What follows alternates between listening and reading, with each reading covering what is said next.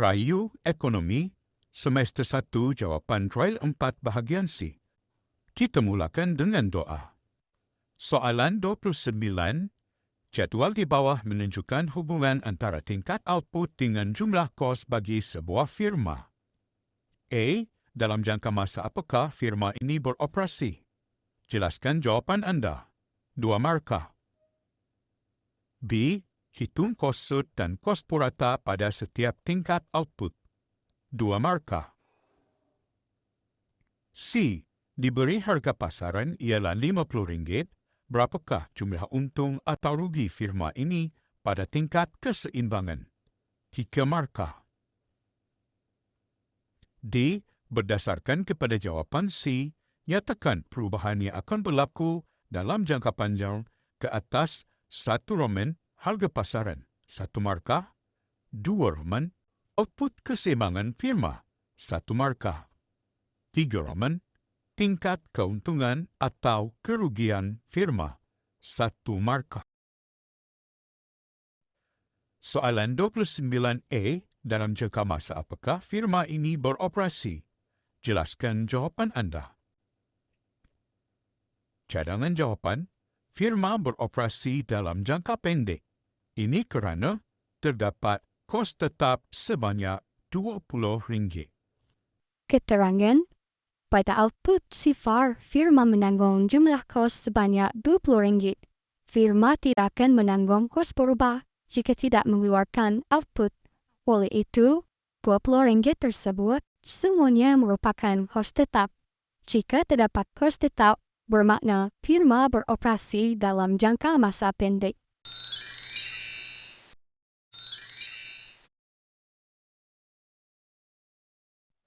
Soalan 29B, hitung kos sud dan kos purata pada setiap tingkat output.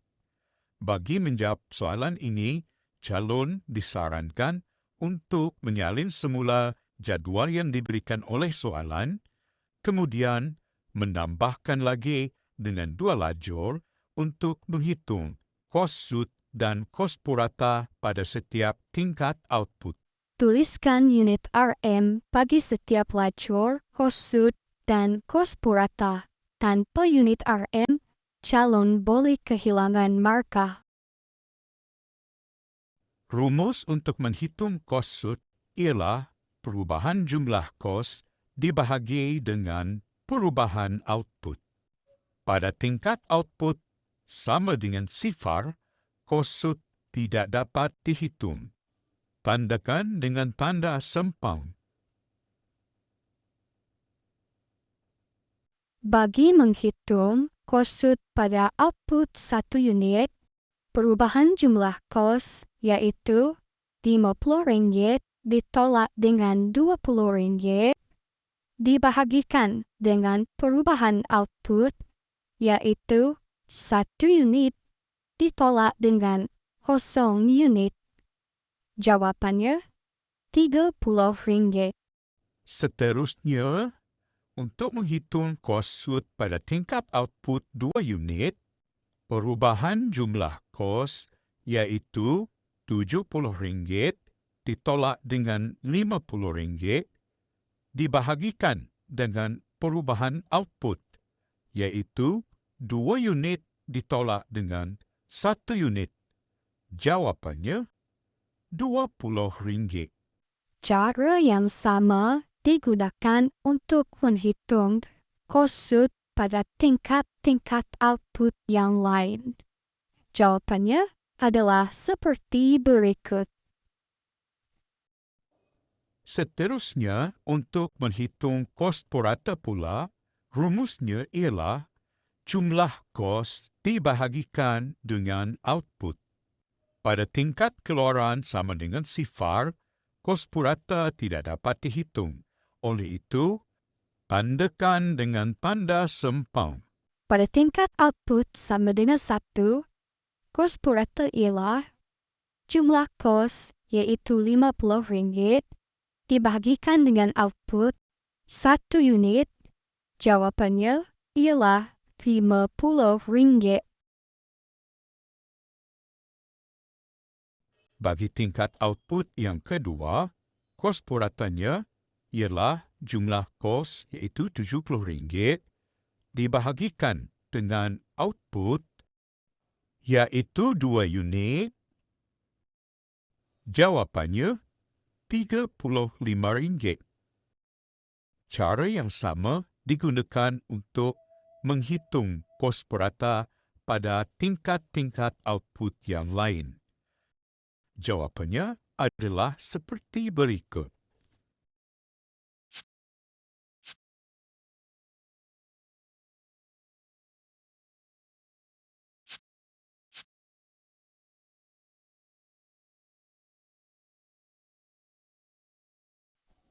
Soalan 29C, diberi harga pasaran ialah RM50. Berapakah jumlah untung atau rugi firma ini pada tingkat keseimbangan? Syarat keseimbangan firma ialah apabila MR sama dengan MC. Dalam pasaran persaingan sempurna, harga pasaran adalah sama dengan MR. Oleh itu, MR adalah RM50. MR sama dengan MC berlaku pada tingkat output yang ke-6.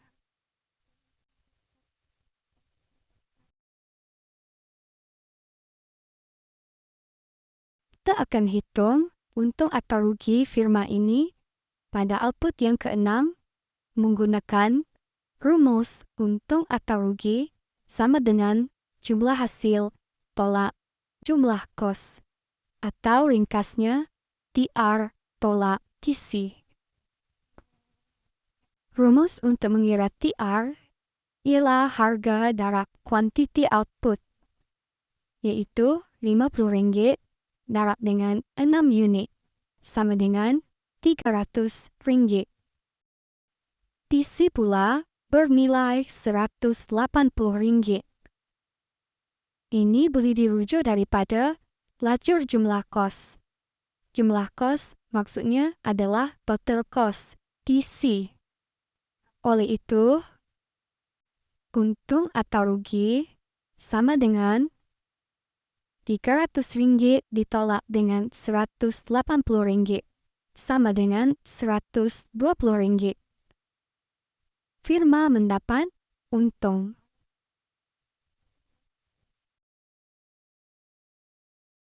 Soalan 29D, berdasarkan jawapan C, nyatakan perubahan yang akan berlaku dalam jangka panjang ke atas 1.